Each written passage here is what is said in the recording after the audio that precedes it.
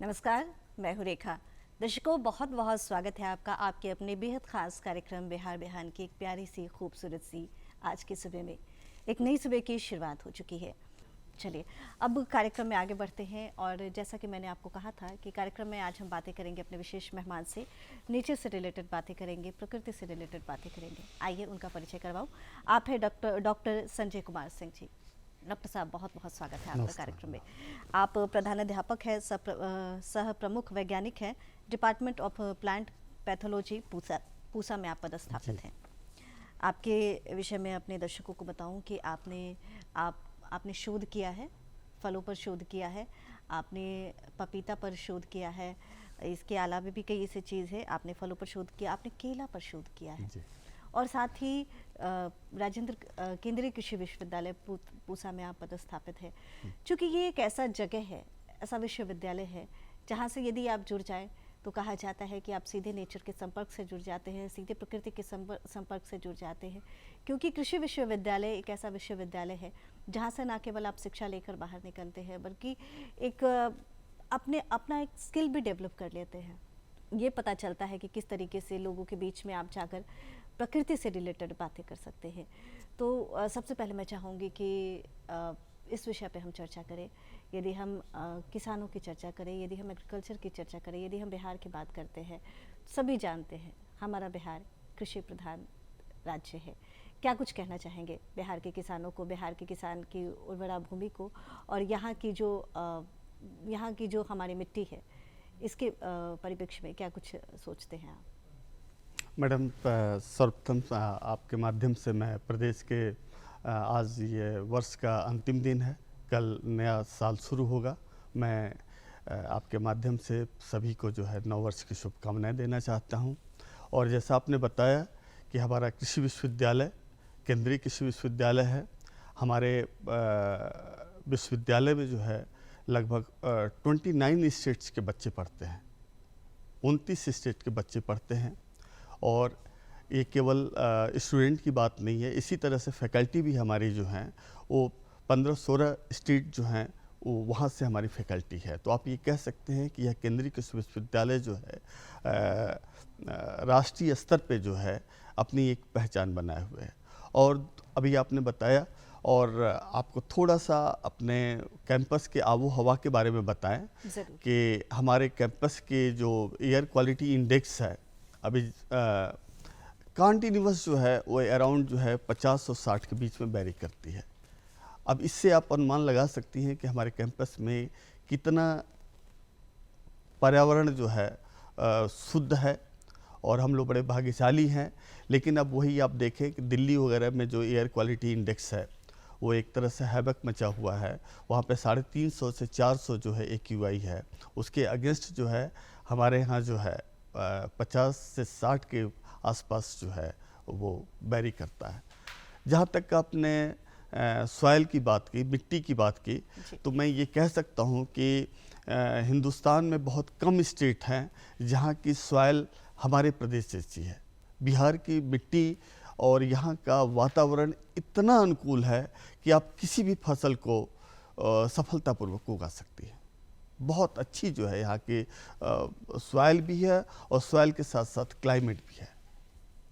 जी, ये आपने बहुत अच्छी बात कही। क्योंकि हमारी मिट्टी की जब बात होती है, जब हम बात करते हैं कि यहाँ क्या कुछ हम उगा सकते हैं, यदि हम फलों की बात करें, यदि हम सब्जियों की बात करें, या ये भी बात कर सकते हैं कि यहाँ के एग्रीकल्चर को लेकर क्या सोच है, तो ये आपने एक बहुत बड़ी बात कही कि यहाँ कुछ भी किया जा सकता है कृषि के क्षेत्र जी में। जी जी, आपने भी शोध किया है, आपने फलों पर शोध किया है। आप चूंकि प्रधानाध्यापक भी है, और भी चर्चाएं करेंगे, आप पढ़ाते हैं बच्चों को, और भी चर्चाएं करेंगे। लेकिन सबसे पहले ये जानना चाहूँगी कि ये जो शोध आपने किया है, फलों पर जो शोध किया है, तो इसके पीछे की वजह जानना चाहूँगी। क्योंकि ये बड़ा ही एक सुन के आश्चर्यचकित करने वाला टॉपिक है कि फलों पर कोई शोध कर सकता है, फलों पर किस तरीके से शोध होता है। तो मैं चाहूँगी कि इसके पीछे जो कारण है उसके विषय में आप बताएं। मैडम, जैसे ये हमारा प्रदेश जो है और आम को हम फलों का राजा कहते हैं। जी। आम को फलों का राजा कहते हैं और इस फलों के राजा की जो राजधानी है वो दरभंगा है। दरभंगा जो है वो आम की राजधानी है। ये आम की राजधानी क्यों है?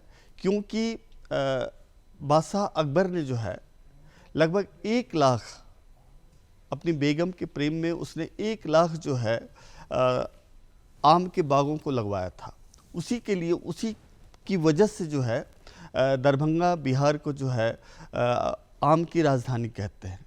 उसी के साथ अभी तो हम आम फलों के राजा की बात कर रहे थे, उसी तरीके से जब हम बात कर रहे हैं लीची की, तो ये फलों की रानी है। लीची जो है फलों की रानी है और प्राइड ऑफ बिहार भी है। तकरीबन 80% जो है लीची बिहार से उत्पादित होती है। हम लोग बड़े भाग्यशाली हैं कि दूसरे प्रदेश के लोग जो है लीची के पौधे तक नहीं देखे। और यदि लीची की जो सेल्फ लाइफ है वो बहुत कम है। तो जब दूरस्थ मार्केट में हमारे प्रदेश से निकल के जब लीची जो है दूसरे जगहों पे जाती है, दूरस्थ प्रदेशों में जाती है, तो वहाँ जाते जाते जो है उसका जो ओरिजिनल कलर है वो डिसकलर हो जाता है। अच्छा। तो जिस कलर में और जिस स्वाद के साथ हम लोग लीची का आनंद ले पाते हैं, उस रंग और स्वाद के साथ बाकी लोग नहीं ले पाते हैं। तो हम लोग बड़े भाग्यशाली हैं। वही हालत जो है हमारे केला की भी है। केला भी हमारे प्रदेश में जो है 2 जोन में, जिसको हम जोन कह रहे हैं, वैशाली बेल्ट और कोसी बेल्ट। वैशाली बेल्ट और कोसी बेल्ट में भी जो है हम जो है केला की खेती कर रहे हैं। जब हम वैशाली बेल्ट की बात करते हैं तो मुजफ्फरपुर, समस्तीपुर, हाजीपुर, वैशाली, ये सब एरिया को हम मिला के इकट्ठे वैशाली बेल्ट कहते हैं। और दूसरी तरफ जो है जब हम कोसी बेल्ट की बात करते हैं तो कोसी बेल्ट में जो है नवगछिया, भागलपुर, कटिहार, पूर्णिया, किशनगंज, ये जो इलाका आता है वहाँ पे तो बिहार में जो केला की खेती हो रही है वैशाली बेल्ट में हो रही है और कोसी बेल्ट में हो रही है। लेकिन यहाँ पे थोड़ा सा बताना चाहेंगे कि दोनों बेल्ट में अलग अलग तरह के केलों की खेती प्रमुखता से होती है। जहाँ पे हम वैशाली बेल्ट में लंबी प्रजाति के केलों की खेती करते हैं, उसके विपरीत जो है कोसी बेल्ट में हम बौनी प्रजाति के केलों की खेती करते हैं। जब हम बौनी प्रजाति के केलों की बात कर रहे हैं तो बहुत प्रमुखता से नाम आता है बसराई, रोबस्टा, ग्रैंडनेन। ये जो केला की प्रजातियां हैं ये सब जो है बौनी प्रजातियां हैं। और जब हम लंबी प्रजाति के केलों की बात करते हैं तो मालभोग, अल्पान, चिनिया, कोठिया, बतीसा, ये सब जो प्रजातियां हैं ये लंबी प्रजाति के केले हैं। तो इसी क्रम में जैसे हम कह रहे थे कि लीची को प्राइड ऑफ बिहार कहते हैं, उसी क्रम में जो है मालभोग भी को भी जो प्राइड ऑफ बिहार कहते हैं जी। और इस तरह का केला जो है, यदि मालभोग, आज स्थिति ये है कि कुछ बीमारियों की वजह से ये मालभोग प्रजाति का जो केला है वो लुप्त होने की कगार पे है। अदरवाइज़ जहाँ पे आपको दूसरे प्रजाति के केले जो है 50-60 रुपये दर्जन मिलते हैं, उसके विपरीत आपको मालभोग का केला जो है 100-150 रुपये दर्जन के मिलता है। तो हम ये कह सकते हैं कि ये रेयर जो है प्रजाति का जो है केला है और हम लोग बड़े भाग्यशाली हैं कि हम उसका भी आनंद लेते हैं। जब हम पपीता की बात करते हैं तो सीरीज़ ऑफ वैरायटी बिहार से जो है डेवलप हुई हैं पपीता की। और वैसे पपीता के बारे में पपीता की खासियत बताना ये तो सर्वविदित है कि हेल्थ पॉइंट ऑफ व्यू से जो है, वैसे तो सारे फलों का महत्व है लेकिन पपीता का खास तौर पे है क्योंकि वो डाइजेस्टिव सिस्टम से लेके वो हमारे हेल्थ को भी जो है इम्प्रूव करता है। अब बहुत सारी वेराइटियाँ जैसे पूसा ड्वार्फ, पूसा नन्हा, पूसा मेस्टी, पूसा डेलिशियस इत्यादि प्रजातियाँ जो हैं ये बिहार से डेवलप हुई हैं। जी। इसके अलावा भी बहुत सारी चीज़ें हैं, बहुत सारे फलों की बात हम करते हैं तो बहुत सारे फल हैं जो कि चूंकि आपने शोध किया है केला और पपीता पर, तो आपने बताया इसके विषय में विस्तार से। अच्छा, यदि हम विद्यार्थियों की बात करें, स्टूडेंट्स की बात करें, तो आज के जो विद्यार्थी हैं, आज के स्टूडेंट्स की बात करें, तो चूंकि कई ऐसे बच्चे हैं जो मेडिकल में जाना चाहते हैं, कई ऐसे बच्चे हैं जो कि इंजीनियरिंग फील्ड में जाना चाहते हैं, तो चूंकि आप राजेंद्र कृषि विश्वविद्यालय में हैं, तो क्या कुछ आप देख रहे हैं आज के जो यूथ है, आज के युवा हैं, कितना इंटरेस्ट रखते हैं कि नहीं मुझे इस विषय की पढ़ाई करनी है? क्या कुछ सजगता दिखी है उनके अंदर? मैडम, आज से पहले जो है लोगों के दिमाग में ये था कि कृषि में जो है खेती बाड़ी की पढ़ाई और केवल यही होता है, तो थोड़ा सा लोगों के दिमाग में जो है इसके प्रति गलत धारणा थी। लेकिन आज स्थिति ये है कि ज़बरदस्त रुझान हो रहा है, क्योंकि नौकरी पॉइंट ऑफ व्यू से नौकरी की जितनी असीम संभावनाएं हैं इसमें, और विकास की जितनी असीम संभावनाएं हैं, इसकी वजह से आज जो है विद्यार्थियों के बीच में जो है कृषि के प्रति एक ज़बरदस्त आकर्षण देखा जा रहा है। और यही वजह है कि जहां पहले कुछ ही कृषि विश्वविद्यालय हुआ करते थे, आज हमारे देश में जो है केवल ICAR के तहत, भारतीय कृषि अनुसंधान परिषद के तहत जो है 65 से ज़्यादा कृषि विश्वविद्यालय हैं। यदि हम प्राइवेट जो कृषि विश्वविद्यालय हैं उनको हम जोड़ लें तो उसकी संख्या 100 से ज़्यादा हो जाएगी। तो ये क्लियर कट बता रहा है कि छात्रों का रुझान जो है कृषि के प्रति किस तरह से बढ़ रहा है, एक ज़बरदस्त आकर्षण का केंद्र बना हुआ है। यही हालत हमारे जो एंट्रेंस एग्ज़ाम में जो है भारी संख्या में जो विद्यार्थी जो है पार्टिसिपेट कर रहे हैं और उसमें मुट्ठी भर बच्चे जो है सेलेक्ट हो पाते हैं। ये कंपटीशन बहुत टफ है। ICAR के थ्रू जो है जो केंद्रीय कृषि विश्वविद्यालय हैं प्लस स्टेट एग्रीकल्चर यूनिवर्सिटी में भी जो है कुछ कोटा फिक्स होता है कि इतने % बच्चे ही ICAR एग्ज़ाम के थ्रू जा पाएंगे। वैसे केंद्रीय विश्वविद्यालयों में तो ICAR के थ्रू ही हमारे बच्चे आते हैं। तो मैडम मैं ये कह सकता हूँ कि कृषि के प्रति जो है अब बताने की ज़रूरत नहीं है। अब लोगों को बहुत अच्छा, कल तक ये था, कुछ दिन पहले तक लोगों को कृषि के बारे में जितनी जानकारी होनी चाहिए थी नहीं थी, लेकिन अब ऐसी बात नहीं है। और यही वजह है कि पूरे देश में जो है नए नए कृषि विश्वविद्यालय, नए नए एग्रीकल्चर कॉलेज जो है खुल रहे हैं। जी, यानी कि बच्चों में कहीं ना कहीं इंटरेस्ट दिखता जी, है। जी। वो भी अपना, उनको भी लगता है कि नहीं मैं करियर बना सकता हूँ इस क्षेत्र में, यदि हम पढ़ाई करें तो एक करियर हमारे इस क्षेत्र में भी बन सकता है। आज जो विशेष मेहमान कार्यक्रम बिहार में हमसे जुड़े हुए हैं वो भी प्रकृति से संबंधित ही है, नेचर के लिए काम करते हैं, फलों के लिए अनुसंधान किया है उन्होंने। आप है डॉक्टर संजय कुमार सिंह जी, जिनसे हमारी चर्चाएं चल रही हैं। संजय जी, एक बार पूरा स्वागत है आपका कार्यक्रम में। बहुत सारी बातें हमने की है, आपने बताया कि किस तरीके से आपने शोध का काम किया है, आपने फलों पे शोध किया है। अच्छा, यदि हम बिहार के कृषि की बात करें, हर जिले की बात करें, तो कई ऐसे हमारे जो किसान हैं, कई ऐसे लोग हैं जो चाहते हैं कि कृषि से संबंधित उन्हें कुछ जानकारी मिल सके, कृषि से संबंधित उन्हें कुछ जानकारी हासिल हो सके, तो इसके लिए वो कहाँ जाएं, कहाँ संपर्क करें? इसके विषय में यदि आप कोई जानकारी दे पाएँ। मैडम, ऐसा है कि बिहार में जो है 2 कृषि विश्वविद्यालय हैं। एक केंद्रीय कृषि विश्वविद्यालय पूसा समस्तीपुर बिहार में है, और दूसरा जो है बिहार कृषि विश्वविद्यालय सबौर में है। और ये दोनों विश्वविद्यालय मिलके जो है बिहार के हर जिले में, और किसी किसी जिले में तो 2-2 कृषि विज्ञान केंद्र हमारे हैं। तो हमारे प्रदेश के अधिकांश किसान जो है हमारे कृषि विज्ञान केंद्रों से जुड़े हुए हैं। वहाँ पे हमारे हर विषय के वैज्ञानिक पोस्टेड हैं। उन वैज्ञानिकों से वो लोग जो है संपर्क में रहते हैं और उनसे कृषि से संबंधित जानकारी जो है हासिल करते हैं। इसके अलावा भी हमारे बहुत सारे वैज्ञानिक जो हैं वो जितने सोशल मीडिया हैं उस पर जुड़े हुए हैं। जैसे हम खुद जो है सोशल मीडिया, व्हाट्सएप हो, फेसबुक हो, हमारे बहुत सारे हज़ारों किसान हमसे जुड़े हुए हैं जो हमसे लगातार जो है कृषि से संबंधित जानकारी जो है हासिल करते रहते हैं।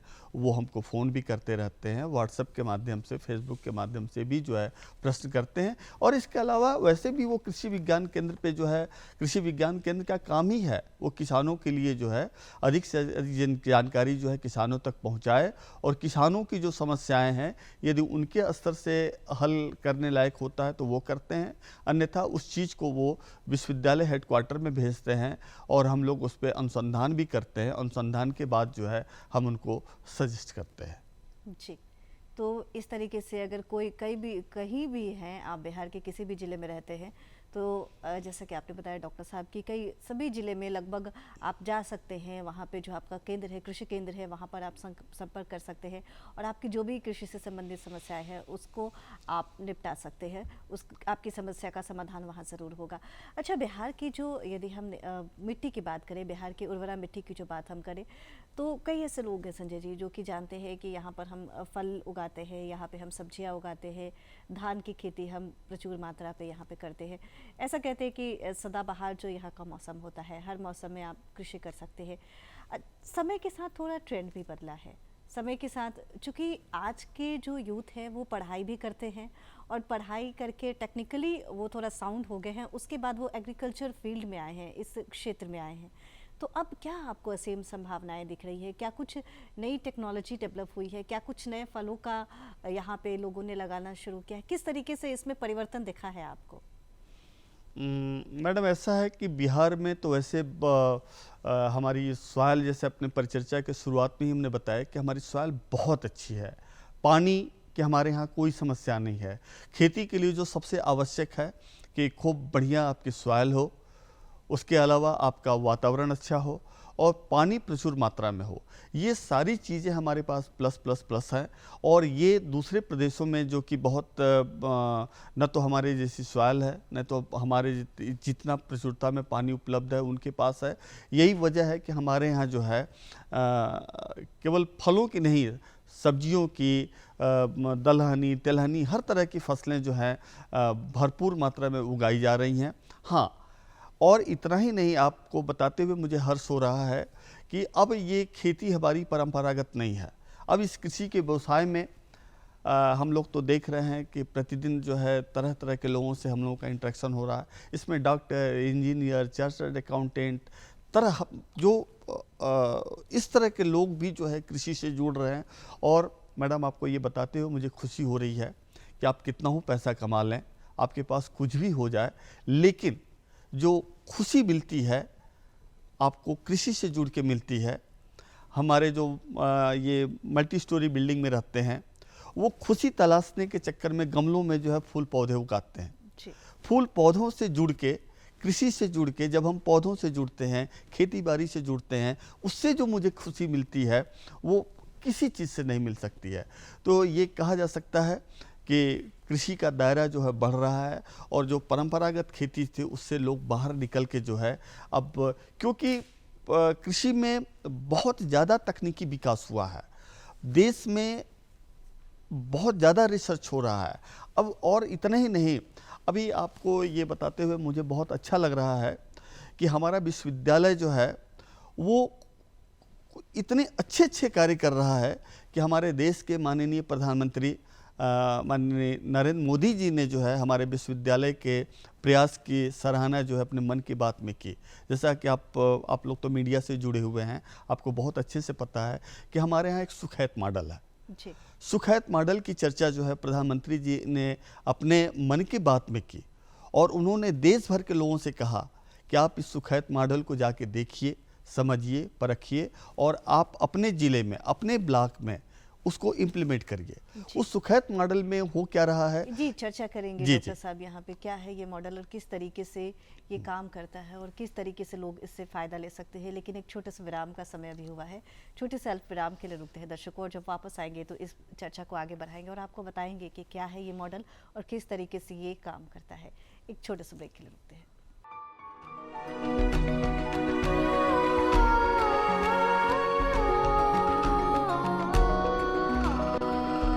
इस छोटे से विराम के बाद एक बार पुनः स्वागत है आपका। कार्यक्रम बिहार बिहान देख रहे हैं आप और आज डॉक्टर संजय जी हमारे बीच उपस्थित हैं। आप राजेंद्र केंद्रीय कृषि विश्वविद्यालय से जुड़े हुए हैं और इनसे चर्चाएं हम कर रहे हैं। डॉक्टर साहब, एक बार पुनः स्वागत है आपका। इस विराम में जाने से पहले जो बात हम लोग कर रहे थे, आपने सुखद मॉडल का जिक्र किया था। आपने ये बताया था कि किस तरीके से ये काम करता है और किस तरीके से ये लोगों के लिए लाभान्वित है। तो चाहूँगी कि इसके विषय में आप विस्तार से बताएं ताकि जो देख रहे हैं इस कार्यक्रम को वो जान पाएँ। अभी हम लोग जैसे सुखैत मॉडल की चर्चा कर रहे थे। यह सुखैत मॉडल एक्चुअली ये हमारे माननीय कुलपति डॉक्टर रमेश चंद्र श्रीवास्तव जी की परिकल्पना है। उन्होंने ये सोचा, अपने वैज्ञानिकों के साथ मंथन किया कि हमारे यहाँ जो कृषि का जो व्यवसाय है वो इसको कैसे और ज़्यादा लाभकारी बना जाए। और बहुत सारे जो है, अब ये गोबर जो है, गोबर से क्या होता है कि हमारे जो ग्रामीण लोग हैं वो क्या करते हैं, गोबर से उपला बनाते हैं। और ये जो उपला बनाते हैं और इससे खाना बनाते हैं, और जब हम लोग कहते हैं कि नहीं, आपको इसको उपला नहीं बनाना चाहिए, इससे आपको खेत में डालना चाहिए, इससे खेत की उर्वरा शक्ति बढ़ेगी, आपका जो है रासायनिक उर्वरकों पे आपकी निर्भरता कम होगी, तो उनका ये कहना है कि तो फिर हम खाना किस पे बनाएंगे। सही है कि उज्ज्वला योजना जो है प्रधानमंत्री द्वारा जो उज्ज्वला योजना चलाई गई है, उससे भी बहुत लोगों को जो है ये गैस के सिलेंडर मिले हुए हैं। लेकिन प्रॉब्लम उसमें ये आ रही थी, हमारे कुलपति महोदय ने ये महसूस किया कि उसमें जो समस्या आ रही थी कि एक सिलेंडर भराने के बाद जो है बहुत लोगों की आर्थिक स्थिति ऐसी नहीं थी कि वो दोबारा उसको रिफ़िल करा सके। तो हम लोग उनकी ये परिकल्पना है कि ऐसा किया जाए कि उनको क्यों ना हम जो है भरा हुआ सिलेंडर दें। तो उन्होंने कहा कि आप ऐसा करें कि आप हमको गोबर दें, हम आपको भरा हुआ सिलेंडर देंगे। और ये योजना हम लोगों की इतना क्लिक की है, इतना ज़्यादा पॉपुलर हो रही है कि उसको क्या करते हैं। अब आपका प्रश्न ये हो सकता है कि हम गोबर लेके करते क्या है। गोबर से हम क्या करते हैं, वर्मी कंपोस्ट बनाते हैं, जिसको हिंदी में केचुआ की खाद बोलते हैं, वर्मी कंपोस्ट बनाते हैं। और जब हम जैविक खेती की बात करते हैं या कम रासायनिक उर्वरकों से जब खेती की बात करते हैं, तो उसमें वर्मी कंपोस्ट का नाम बहुत प्रमुखता से आता है। तो हम गांव से क्या करते हैं, गांव से केवल गोबर नहीं लेते हैं, गोबर के साथ साथ कचरा लेते हैं। वो सारी चीज़ें लेके हम क्या करते हैं, गांव के बाहर जो है किसी सार्वजनिक प्लेस पे, वो जो ग्राम सभा के माध्यम से जो उसका वो ग्राम प्रधान है, जिसको हम लोग मुखिया बोलते हैं, उसके सहयोग से हम क्या करते हैं कि उस यूनिट को वो बनाते हैं। और उस यूनिट में भी हम 5 से लेकर 10 जो है उसी गांव के लड़कों को रोजगार देते हैं। और गांव के अंदर से गोबर और कचरा को लाके उस वर्मी कंपोस्ट यूनिट में जो है उसको उच्च कोटि का हम लोग जो है वर्मी कंपोस्ट खाद बनाते हैं और उस खाद की मार्केटिंग करते हैं। और उससे जो पैसा आता है, उसी पैसे से जो है हम जो लोगों को जो है भरा हुआ सिलेंडर देते हैं। तो आप ये कह सकती हैं कि इस मॉडल से जो है एक तो गांव साफ सुथरा हो रहा है, लोगों को रोजगार मिल रहा है, और रासायनिक उर्वरकों पे निर्भरता जो है वो कम हो रही है। तो इसके मल्टीपल फायदे हैं। तमाम चीज़ें तो हैं ही, रासायनिक चीज़ों पर जो उर्वरता जो लोग निर्भर है वो भी तो कम है। और साथ ही एक जो सिक्योरिटी होती है, महिलाओं के मन में जो एक अनिश्चितता थी कि हाँ, एक गैस सिलेंडर तो हमें मिल गया, लेकिन उसकी रिफिलिंग हम कैसे करेंगे, तो ये उनकी जो समस्या है वो उनकी समस्या समाप्त हो गई। और सबसे बड़ी खासियत ये रही कि उनके घर से ही जो भी निकले हैं, जो भी चीज़ें निकली हैं, उन्हें वो केवल जमा करती हैं और उनसे उन्हें रिफिल किया हुआ सिलेंडर मिल जा रहा है। तो सबसे बड़ी बात है कि एक निश्चिंतता तो ज़रूर आ गई होगी उनके मन में। और देखिए ना, कितनी छोटी सी चीज़ है, हमें तो अपने ही आसपास जो भी हमारे घर की चीज़ें हैं, लगभग गांव में देखा जाए तो कई ऐसे लोग हैं जो कि पशुपालन से जुड़े रहते हैं, उन्हें केवल अपने गाय के गोबर को लेके दे देना होता है। ये आते वर्मी कंपोस्ट बनाकर और आपके सिलेंडर की रिफिलिंग करके आपको देते हैं।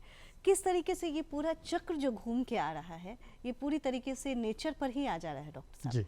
नेचर को भी शुद्ध करता है, हमारी आबो हवा को भी ताज़ा कर दिया, और कहीं ना कहीं जो शुद्धता है, जो स्वच्छता है, उस पर भी ये पूरी तरीके से कारगर है।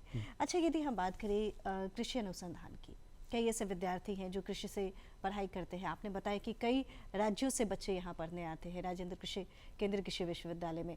यदि वो शोध करना चाहते हैं, किस तरीके से कृषि विश्वविद्यालय से जुड़ सकते हैं, किन किन विषयों पर शोध कर सकते हैं, क्या कुछ आपके यहाँ की प्रक्रियाएं हैं और क्या कुछ फ़ायदे हैं, इन तमाम विषयों पर मैं चाहूँगी कि आप विस्तार से चर्चा करते हैं। मैडम, हमारे यहाँ जितने बच्चे आते हैं, अभी हमने बताया कि वो लगभग 29 स्टेट्स के बच्चे हैं। और केवल स्टूडेंट की बात नहीं है, हमारी फैकल्टी भी जो है इसी तरह से जो है 15-16 स्टेट्स के हमारे यहाँ फैकल्टी भी हैं। और आपका प्रश्न ये है, तो ये रिसर्च जो है हमारे यहाँ जो विद्यार्थी एमएससी एजी में आते हैं, एमएससी में आते हैं या पीएचडी में आते हैं, तो उनको अपने पढ़ाई के साथ साथ एक प्रमुख हिस्सा जो है अनुसंधान का भी है। उनको अनुसंधान भी करना पड़ता है और अपने अनुसंधान के पूर्ण होने के बाद एक थीसिस सबमिट करते हैं। तो उनको कोई एक टॉपिक दी जाती है जिस टॉपिक पे वो अनुसंधान करते हैं और अनुसंधान कंप्लीट होने के बाद जो है उसको जो है वो पब्लिश करते हैं। तो इस तरह से, और पीएचडी में तो पूरी तरह से पीएचडी जो हमारे यहाँ जो बच्चे हैं वो 3 साल, 3.5 साल या 4 साल जो भी रहते हैं विश्वविद्यालय में, उनको तो पूर्ण रूप से जो है रिसर्च ही करना होता है। लेकिन जो एमएससी के लड़के हैं, अनुसंधान एक पार्ट होता है, पढ़ाई के साथ साथ अनुसंधान एक पार्ट होता है। जबकि पीएचडी में, और इसी के साथ साथ जैसे अब बताया कि हमारे यहाँ जो असिस्टेंट प्रोफेसर हैं, जब वो ज्वाइन करते हैं तो उनके पास पढ़ाई का तो अनुभव होता है, लेकिन एज ए फैकल्टी उनके पास बहुत अनुभव नहीं होता है। और वो कोई प्रोजेक्ट बाहर जब सबमिट करते हैं तो फंडिंग एजेंसी उनसे पूछती है कि आपने बेसिक अनुसंधान किया है क्या। तो वो तो अभी जस्ट कैरियर ज्वाइन किए हैं, तो वो कहाँ से वो बेसिक डेटा जनरेट कर पाएंगे। उसके लिए विश्वविद्यालय ने क्या किया है कि अपने सोर्स से, हम लोग अलग से पैसा नहीं लेते हैं। हम लोग विश्वविद्यालय जो है, जो फीस वगैरह जो है, फीस का मतलब ये हुआ कि हम लोग जो केमिकल टेस्ट करते हैं या कंसल्टेंसी देते हैं या इस तरह की जो चीज़ें करते हैं, उससे जो हमारे पास पैसा इकट्ठा होता है, उसी से यूनिवर्सिटी फंडेड प्रोजेक्ट हम लोग क्या करते हैं कि हर साइंटिस्ट को जो है प्रोजेक्ट देते हैं कि आप बेसिक डेटा जनरेट करो, और बेसिक डेटा जनरेट करने के बाद जो है अब आप क्या करो कि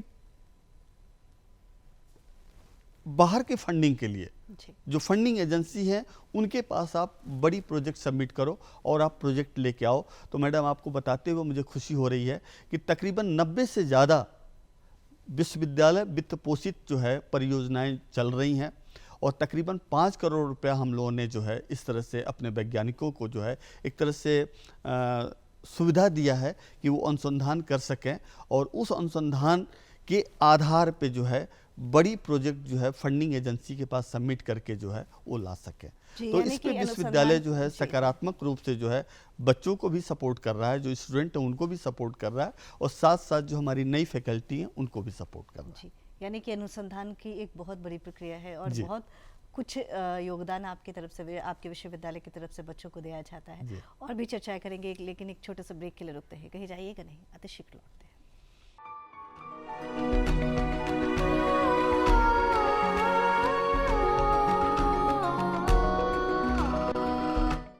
बिहार देख रहे हैं आप, और डॉक्टर संजय जी आज हमारे बीच उपस्थित हैं, जिनसे हम लोग चर्चा कर रहे हैं। डॉक्टर साहब, चूंकि आप राजेंद्र कृषि विश्वविद्यालय से जुड़े हुए हैं और अनुसंधान के पर्यवेक्षण की जिम्मेदारी भी आपके ऊपर है, तो चाहूँगी कि हमारे दर्शकों से ये बात आप ज़रूर शेयर करें कि किस तरीके से अपनी जिम्मेदारी का निर्वहन आप करते हैं। मैडम, बतौर एसोसिएट डायरेक्टर रिसर्च हमारी जवाबदेही है कि डायरेक्टरेट ऑफ रिसर्च में चल रही जितनी अनुसंधान की परियोजनाएं हैं, जो भी कार्यकलाप हैं, उसमें जो है निदेशक अनुसंधान को जो है सहयोग देना, सपोर्ट करना।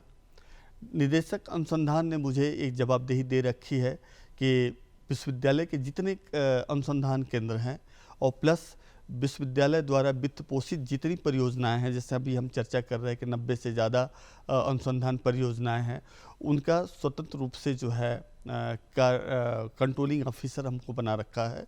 और इसके अलावा भी हम जो है निदेशक अनुसंधान को जो है, जो भी डायरेक्टरेट ऑफ रिसर्च की जितनी योजनाएं हैं उनमें सब में हम उनको सपोर्ट करते हैं। जी, इस तरीके से आप अपने कर्तव्य का निर्वहन करते हैं। अच्छा, यदि हम आम इंसान की बात करें, यदि हम लोगों की बात करें, तो लोगों के मन में ये एक धारणा कहिए या एक विश्वास कहिए कि और जगह से पौधे खरीदे, और जगह से बीज खरीदे, और यदि वही जाकर वो राजेंद्र कृषि विश्वविद्यालय का जो आपका जो अपना एक नर्सरी होता है वहाँ से वो चीज़ें खरीदते हैं, तो कहीं ना कहीं उसकी विश्वसनीयता बढ़ जाती है।